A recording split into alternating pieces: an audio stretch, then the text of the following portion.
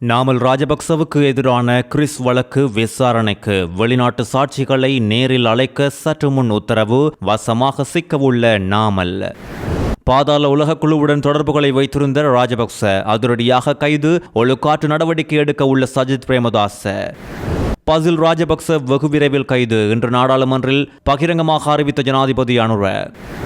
மஹிந்த மகன் ரோஹித ராஜபக்ச மத்திய குற்றப்புலனாய்வு பிரிவில் 5 மணித்தியாலங்கள் விசாரணையில் அம்பலமாகியது பெரிய ஊழல். யாழ்ப்பாணத்தில் இளம் தவில் கலைஞர் உயிர்மாய்ப்பு நடந்தது என்ன? தனிநபர் வாழ்க்கை செலவு மற்றும் எரிபொருள் விலை குறைப்பு குறித்து இன்று நாடாளுமன்றில் வெளியானது முக்கிய அறிவிப்பு. ஜெப்ரி முகமட்டிற்கு விளக்கமறியல். 190 பில்லியன் ரூபாய் பண மோசடி. தொடர்வது விரிவான செய்திகளை தொடர்ச்சியாக தெரிந்து கொள்ள நியூஸ் 1 அப்டேட் சேனலை சப்ஸ்கிரைப் செய்யுங்கள். நாடாளுமன்ற உறுப்பினர் நாமல் ராஜபக்சவுக்கு எதிராக தொடரப்பட்ட கிறிஸ் பரிவர்த்தனை குறித்த வழக்கில் 2 இந்திய சாட்சிகளுக்கு இப்பொழுதே அழைப்பாணை அனுப்புமாறு கொழும்பு மேல் நீதிமன்றம் இன்று அதிரடி உத்தரவை பிறப்பித்துள்ளது. ராஜபக்சக்களுக்கு பல வழக்குகள் தொடரும் நிலையில் நாமல் ராஜபக்ச தொடர்பான பல வழக்குகளும் இழுபறியில் உள்ளது.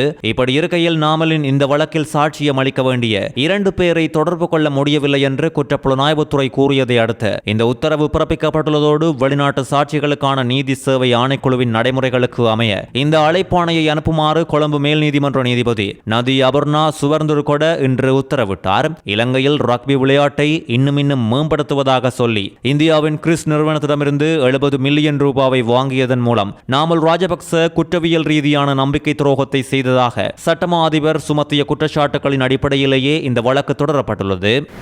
இலங்கையில் நடக்கும் போதைப்பொருள் கடத்தல் ஊழல்கள், திட்டமிடப்பட்ட குற்றங்கள் மற்றும் அரசு அனுசரணையோடு நடந்த அரசியல் குற்றங்கள் அனைத்தும் இரும்பு கரம் கொண்டு ஒடுக்கப்படும் என்றும் எந்த இரக்கமும் காட்டப்பட மாட்டாது என்றும் ஜனாதிபதி அனுரகுமார திசாநாயக்க நாடாளுமன்றத்தில் இன்று அதிரடியாகவும் ஆக்ரோஷமாகவும் தெரிவித்துள்ளார். நாடாளுமன்றில் பேசிய ஜனாதிபதி அனுர குற்றவாளிகளை சட்டத்தின் முன் நிறுத்த முன்னின்று உழைக்கும் அரசு அதிகாரிகள் இன்று பழிவாங்கப்பட்டு எதிரிகளாக எதிர்க்கட்சிகளால் சித்தரிக்கப்படுவதாகவும் சுட்டிக்காட்டியுள்ளார். சிவப்பு பிடியாணை பிறப்பிக்கப்பட்டு இப்பொழுது அமெரிக்காவில் பதுங்கியிருக்கும் பசில் ராஜபக்ச விரைவில் கைது செய்யப்படுவார் என்றும் ஜனாதிபதி அனுரகுமார் திசாநாயக்க இதன் போது சுட்டிக்காட்டியுள்ளார். பிடியாணை பிறப்பிக்கப்பட்டுள்ள பல குற்றவாளிகள் நாட்டை விட்டு தப்பியோடியுள்ளனர். விரைவில் அவர்கள் அனைவரும் கைது செய்யப்படுவார்கள் என்றும் பலருக்கு விசாரணைக்கான அழைப்பு விடுக்கப்பட்டுள்ளது. பலர் மீதான வழக்குகள் உள்ளது. சிலருக்கு பிடியாணை பிறப்பிக்கப்பட்டுள்ளது. இவர்களுள் தேவையுடையவர்கள் நீதிமன்றத்துக்கு சென்று தங்களுக்கான வழக்குகளை தொடர முடியும். ஆனால் பலர் இங்கு பிடியாணை பிறப்பிக்கப்பட்ட பின்னர் வெளிநாடுகளுக்கு சென்று அங்கு பதுங்கிக் கொள்கின்றனர். தற்போது அமெரிக்காவில் இருக்கும் முன்னாள் நிதியமைச்சர் பசில் ராஜபக்ச விசாரணைக்காக அழைக்கப்பட்டிருந்த நிலையில் உடல்நிலை சீரில்லை என்று சொல்லி அவர் இலங்கைக்கு வருவதை தவிர்த்து வருகின்றார். இதையடுத்து பசில் ராஜபக்சவை கைது செய்யுமாறு பின்னர் நீதிமன்றத்தினால் பிடியாணை பிறப்பிக்கப்பட்டிருந்தது. அதையும் தாண்டி பசில் ராஜபக்சவுக்கு எதிராக மீண்டும் பகிரங்க சிவப்பு பிடியாணை பிறப்பிக்கப்பட்டுள்ளது. குற்றப்புலனாய்வு திணைக்களத்தின் பணிப்பாளர் சாணி அபிசேகர, கையூட்டல் மற்றும் ஊழல் ஒழிப்பு ஆணைக்குழுவின் பணிப்பாளர் நாயகம் ரங்க திசாநாயக்க, பாதுகாப்பு அமைச்சின் செயலாளர் ரவி செனவிரத்ன, அமைச்சர் ஆனந்த விஜயபால மற்றும் சட்டமா அதிபர் திணைக்களத்தின் திலீப பீரிஸ் ஆகியோர் தத்தமது கடமைகளை சரியாக செய்வதாலேயே எதிர்க்கட்சியினரின் கடுமையான விமர்சனங்களுக்கு உள்ளாகியுள்ளதாக ஜனாதிபதி கூறியுள்ளதோடு நீதிமன்றமும் இன்று எதிர்க்கட்சிக்கு எதிரியாகவே தெரிகின்றது. நீதி, நியாயம் மற்றும் நல்லாட்சியை தாங்கிக் கொள்ள முடியாத ஒரு சூழ்நிலை இன்று எதிர்க்கட்சியினருக்கு உருவாகியுள்ளதுதான் உண்மை கதை என்றும் வெளிப்படையாக தெரிவித்துள்ளார். கடந்த காலங்களில் அரசியல் தேவைகளுக்காகவும் குறிப்பிட்ட சில குடும்பங்களின் அதிகாரங்களை தக்கவைப்பதற்காகவும் குற்றச் செயல்களை செய்து வந்த ராணுவ குழுவினருக்கு உரிய தண்டனை வழங்கியே தீர வேண்டும் என்பதில் அரசாங்கம் உறுதியாக உள்ளதாக தெரிவித்துள்ளார். கடந்த காலங்களில் ஊடகவியலாளர்கள் மீது மேற்கொள்ளப்பட்ட தாக்குதல்கள், அவர்கள் கடத்தப்பட்டமை என்பனவற்றை நினைவு கூர்ந்த ஜனாதிபதி இவற்றுக்கு பின்னணியில் புலனாய்வு பிரிவின் சில தரப்புகள் பயன்படுத்தப்பட்டதாக தரவுகள் இருக்கும் நிலையில் அவற்றை மூடிமறைக்க முடியாது என்றும் திட்டவட்டமாக கூறியுள்ளார். கடந்த கால அநாகரிக ஆட்சியை தற்போதைய அரசு முற்றாக மாற்றியமைக்கும் என்றும் ஜனாதிபதி அனுர திட்டவட்டமாக தெரிவித்துள்ளதும் குறிப்பிட வேண்டியது. முன்னாள் அமைச்சர் விஜயதாச ராஜபக்சவின் மகன் ரக்கித ராஜபக்ச பாதாள உலக குழுக்களோடு தொடர்புகளை வைத்திருந்ததாக கூறப்படும் குற்றச்சாட்டில் லஞ்ச ஊழல் ஒழிப்பு ஆணைக்குழுவினால் கைது செய்யப்பட்டுள்ள சம்பவம் இன்று பேசு பொருளாகியுள்ளது. முன்னாள் அமைச்சர் விஜயதாச ராஜபக்சவின் மகன் ரக்கித ராஜபக்சவும் கோரண ஐக்கிய மக்கள் சக்தி அமைப்பாளர் சரித அபேசிங்கவும் லஞ்ச ஊழல் ஒழிப்பு ஆணைக்குழுவினால் அதிரடியாக கைது செய்யப்பட்டுள்ளனர். குற்ற கும்பலை சேர்ந்தவரான நந்துன் சிந்தக்கா எனப்படும் ஹெரக்கட்டாவை பயங்கரவாத தடை சட்டத்தின் கீழான தடுப்பு காவல் உத்தரவுகளில் இருந்து முழுதாக இல்லாமல் செய்து வேறு சிறைச்சாலைக்கு மாற்றும் நடவடிக்கைகளை இவர்களை மேற்கொண்டுள்ளதாக 2 பேர் மீதும் குற்றம் சுமத்தப்பட்டுள்ளது. இந்த செயல்பாட்டுக்காக குற்றப்புலனாய்வு திணைக்கள அதிகாரிகளுக்கு லஞ்சம் கொடுத்து சாதாரண கைதியாக வைத்திருப்பதற்காக 1200 லட்சம் ரூபாய் லஞ்சமாக பெற்றதாக அம்பலமாகியுள்ளது.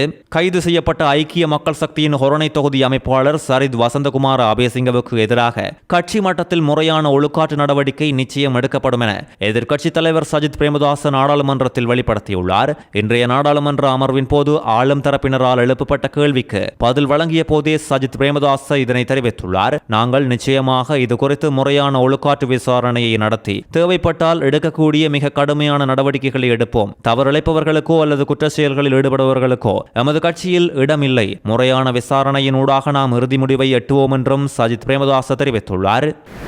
முன்னாள் ஜனாதிபதி மஹிந்த ராஜபக்சவின் மகன் ரோஹித ராஜபக்ச இன்று 5 மணித்தியால விசாரணையினை அடுத்து மத்திய குற்றப்புலனாய்வு பிரிவில் இருந்து வெளியேறியுள்ளதாக தெரிய வந்துள்ளது. மெரிஹானா பகுதியில் இருக்கும் 2 நிறுவனங்களில் 19 மில்லியன் ரூபாய் முதலீடு செய்யப்பட்ட சம்பவம் குறித்து முன்னெடுக்கப்பட்டு வரும் தற்போதைய விசாரணைகளுக்காகவே அவர் அங்கு அழைக்கப்பட்டிருந்தமை குறிப்பிடத்தக்கது.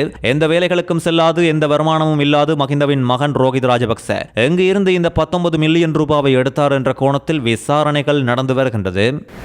இளம் தமிழ் கலைஞர் ஒருவர் யாழ்ப்பாணத்தில் நேற்று இரவு தவறான முடிவெடுத்து உயிர் மாய்த்துள்ள சம்பவம் பதிவாகியுள்ளது.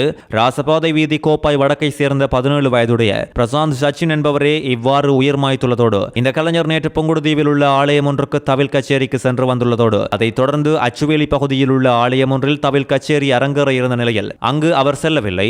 பின்னர் நேற்று இரவு தவறான முடிவெடுத்து தூக்கிட்டு உயிர் மாய்த்துள்ளார் என்றும் இவரின் சடலம் மீதான மரண விசாரணைகளை திடீர் மரண விசாரணை அதிகாரி நமசிவாயம் பிரேம்குமார் மேற்கொண்டு வரும் நிலையில் இந்த கலைஞர் தனது 8 வயதில் தவில் வாசிக்க ஆரம்பித்ததோடு இப்பொழுது 17 வயது ஆகும் நிலையில் தனது கலை திறமையால் பலரது நெஞ்சங்களில் இடம் பிடித்துள்ளமையும் குறிப்பிட வேண்டியது.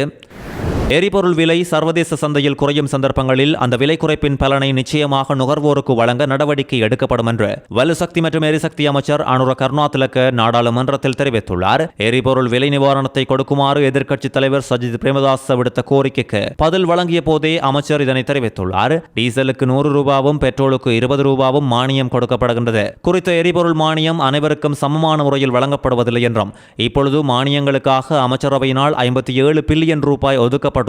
அத்தோடு இந்த தொகை இன்னும் முழுமையாக பயன்படுத்தப்படவில்லை என்றும் குறிப்பிட்டுள்ளார். எரிபொருள் விலைகளில் எப்போது மாற்றம் செய்யப்படும் என்று இப்பொழுது கூற முடியாது. உலக சந்தையின் விலை நிலவரங்களுக்கு அமைவாகவே அது தீர்மானிக்கப்படும். கடந்த மார்ச் மாதம் முதல் எரிபொருள் விலைகள் அதிகரித்து வந்துள்ளதாகவும் இதன் போது சுட்டிக்காட்டியுள்ளார். இலங்கையில் ஒரு தனிநபர் மாதம் 17,700 ரூபாய் வருமானத்தை கொண்டு உயிர் வாழ முடியும் என தொகை மதிப்பு மற்றும் புள்ளி விபர திணைக்களம் வெளியிட்டுள்ள கணிப்பை அரசாங்கம் ஒருபோதும் ஏற்றுக்கொள்ளாது என பிரதியமைச்சர் சுனில் ஜெயந்த குறிப்பிட்டுள்ளார். தற்போதைய வாழ்வாதார செலவுகள் மற்றும் பொருளாதார நிலைமைகளின் அடிப்படையில் இந்த தொகை போதுமானது இல்லை என்றும் சுட்டிக்காட்டியுள்ளார்.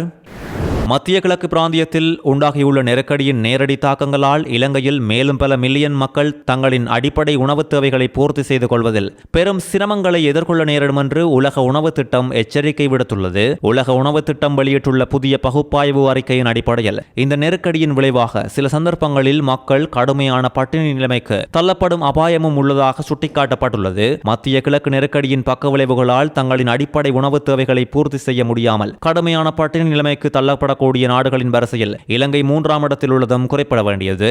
இந்த பட்டியலில் ஆப்கானிஸ்தான் முதலிடத்திலும் சோமாலியா 2வது இடத்திலும் உள்ளதோடு இந்த நிலைமை காரணமாக உலகளாவிய ரீதியில் மேலும் 45 மில்லியன் மக்கள் வரை இவ்வாறான உணவு பாதுகாப்பு அச்சுறுத்தல்களுக்கு முகம் கொடுக்கக்கூடிய ஆபத்தில் உள்ளதாக உணவு திட்டம் மேலும் வெளியிட்டுள்ளது. நாட்டிலிருந்து சட்டவிரோதமான முறையில் 190 பில்லியன் ரூபாய் பணத்தை வெளிநாடுகளுக்கு பரிமாற்றம் செய்த குற்றச்சாட்டில் நிதி குற்ற புலனாய்வு பிரிவினரால் அதிரடியாக கைது செய்யப்பட்ட ஜெஃப்ரி முகமட் என்பவரை எதிர்வரும் ஜூலை மாதம் 9ஆம் தேதி வரை விளக்கமறியலில் வைக்குமாறு நீதிமன்றம் அதிரடியாக உத்தரவு பிறப்பித்துள்ளது.